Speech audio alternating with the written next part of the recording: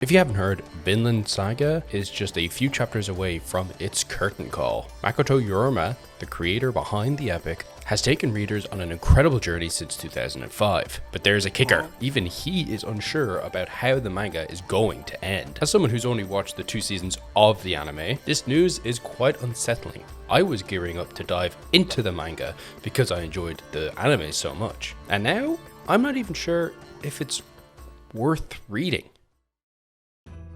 Let's start with the anime itself. Vinland Saga aired its first season in 2019. The first season was produced by Wit Studio and the second season by Mappa in 2023.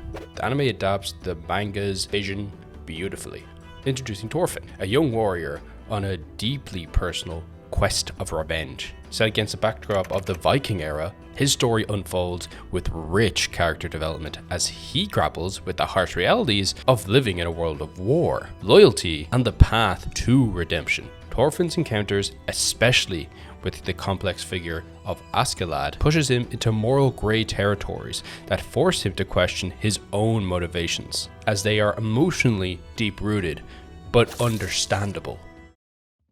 The anime has been praised not only for its storyline, but for its visual style and historical accuracy, which is meh at times, but still, it's a pretty good setting, but also the show's overall depth. It's not just about action, it delves into the psychology of revenge and the cost of living by the sword. This unique mix of themes, coupled with high quality animation, makes Vinland Saga a standout by far, and it felt like this thing came out of nowhere. Both seasons felt like they came out of nowhere. It's one of those rare series that appeals to action fans and those who crave a thoughtful narrative.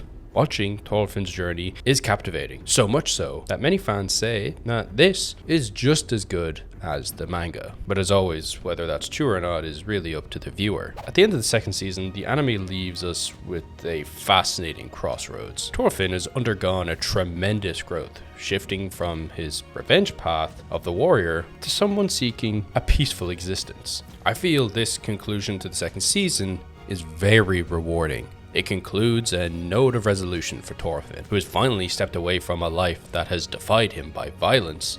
There's a feeling that his journey has come full circle, as he is now returned to a peaceful existence.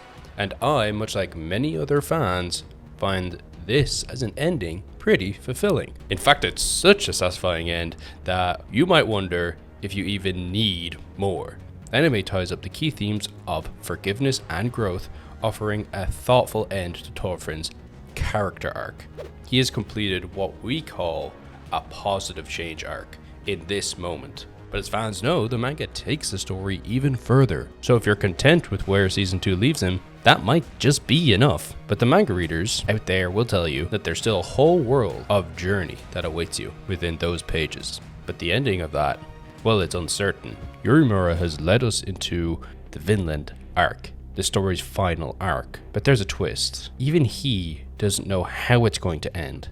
In a recent interview, he admits, while he had an outline, the specifics of the conclusion are still evolving. He's quoted in saying that, "I don't know how this is going to pan out in the end. I'm going to do my best though." For fans, this unpredictability is exciting, but to me, a little nerve-wracking. This final arc presumably has Thorfinn striving to build a peaceful settlement in Vinland, a journey that challenges his ideals and pits against him new conflicts. One would assume. If there's a whole lot of story out there, then surely there's going to be some form of conflict in Vinland, which realistically is probably going to be North America. The uncertainty leaves me questioning how Yukimura will wrap up Thorfinn's story. Will it maintain the series' impactful themes? Or will it muddy the waters of what was a satisfying ending?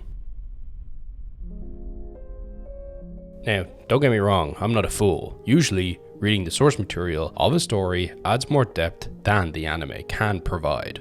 The manga often delves deeper into characters, thoughts, backgrounds, and details due to its simple format. It's far less restrictive. I don't think it's controversial for me to say that the fans of the manga get a richer experience with over 27 volumes and 4 arcs detailing Thorfinn's evolution. However, Vinland Saga presents a unique case. The anime adaptation is not only faithful, but manages to capture the essence of the story efficiently. Some would argue that the anime even benefits from pacing adjustments that streamline certain plot points, making the story accessible without losing any of its depth. Some would argue the opposite, of course. It's simply a matter of opinion. And of course, this isn't always the case with anime adaptations, but Vinland Saga's animators understood the vision.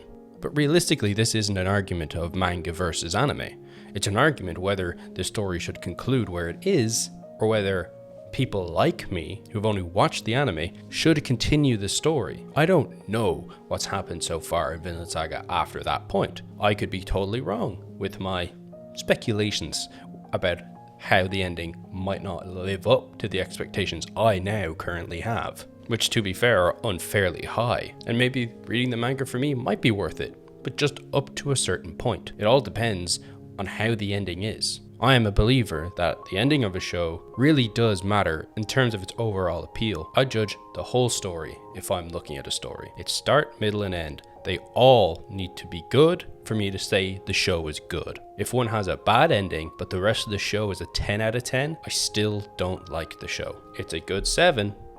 It's not a 10 anymore, and it never will be. Most of my uncertainty about this story comes from this comment alone. An uncertain ending doesn't bode well, but that does not mean it's not going to be great, I suppose. After all, Makoto Yukimura has dedicated nearly 2 decades to this series. He started his career with Planets, a sci-fi manga. Yukimura has also been interested in human nature and moral complexity. Vinland Saga was born from his fascination with Vikings and its raw themes of survival, ambition, and redemption. Under his pen, it has evolved, receiving accolades like the 13th Japanese Media Arts Award. His commitment to authenticity and the detail has made this series a staple in the historical manga gene, which is actually pretty small when you think about it. A lot of historical themes realistically actually become fantasy. They're set in a similar time period, but there's always magic and stuff. It's never really just raw. And as he closes in on the end of Vinland Saga, his legacy is firmly established, as fans worldwide eagerly await his next step. This video is basically being a thought experiment, whether I should or should not read Vinland Saga. So is the manga worth reading? How do you look at that without knowing? I've already watched the anime and I know I like the content. So I'd say yeah. If you're craving a deeper exploration of Thorfinn's world, like me, the manga should offer new insights and moments that the anime, despite its excellence, couldn't fully capture. After all, the anime is an adaptation of the original work. But if you're satisfied with the anime's portrayal, especially where season 2 leaves us, you might feel it's not essential. Ultimately, Vinland Saga, both in anime and manga, delivers a powerful story of growth, struggle, and redemption, and self-forgiveness. Whether or not you pick up the manga, Thorfinn Saga is one that will stay with fans for a really long time. Thanks for watching. I'm going to enjoy reading the manga, I think. And let me know down in the comments if I'm making a mistake or not, and what else I should read. I'm reading quite a bit right now, but I am always looking for suggestions. Also, I'd really love it if you would like the video and subscribe. I am really close to being monetized. I got a notification that I had enough watch hours, but it turns out I don't. That sucks. So, I'll catch you next time. Good luck.